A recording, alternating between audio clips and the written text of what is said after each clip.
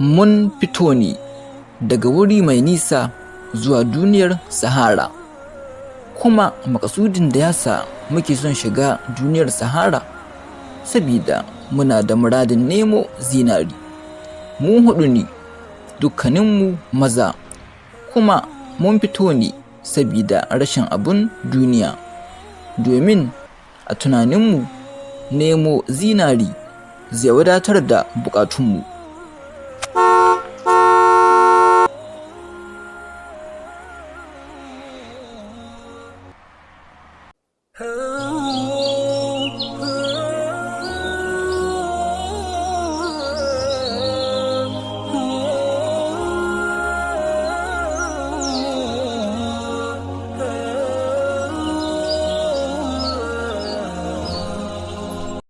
Muna gab da shiga duniyar Sahara sai muka samu kanmu a wani gari, kuma a cikin wannan gari motarmu ta lalace.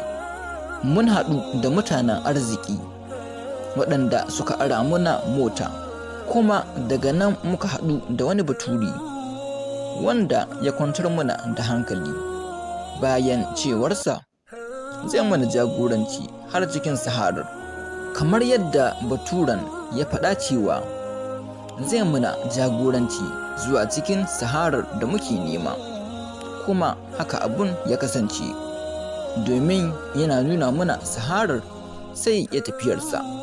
Hatsarin da muka haɗu da shi a cikin Saharar shine haɗuwa da miyagun mutane masu kashe jama'a ba tare da wani dalili ba.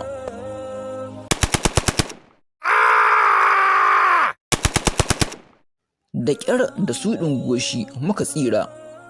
Daga nan kuma sai wannan baturen ya muna kashedi a cikin waya cewa mu gaggauta barin Saharar, domin sun gano cewa wata mummunar annoba ta baƙar guguwa na gab da isowa inda muke.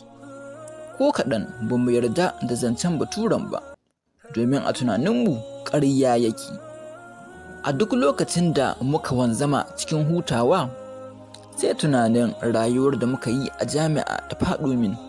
Abokaina kan yi min tsiya a lokacin da muna jami'a sabida kasancewa ta mai lalurar fitar da iska. Abin iko na Allah, sai gashi irin wannan lalura tawa ta same su. Mun samu nasarar nemo zinari, amma kuma sai gashi mun haɗu da wannan annobar da baturen ya faɗa muna. Baƙar guguwa ce ta tokare sararin samaniya, tana mai watsi da mutane da tsananin ƙarfin tsiya.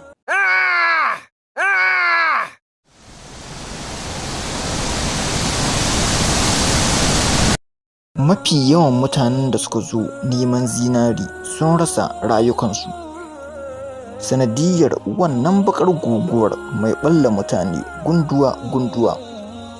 Amma cikin ikon Allah, da ni da abokaina mun tsira. Da taimakon wannan baturen muka dawo gida a cikin jirgi. Daga nan kuma sai muka zauna domin karantar darasin wannan tafiya da muka yi. Kada ka yi sauran ƙaryata mutum idan ya faɗa ma wani abu. Ka yi tunani a kai, kuma ka yi bincike kafin ka zartar da hukunci. Kada ka yi ma mutum tsiya sabida yana cikin wata lalura, domin kai ma za ka iya kasancewa a cikin irin lalurar tasa.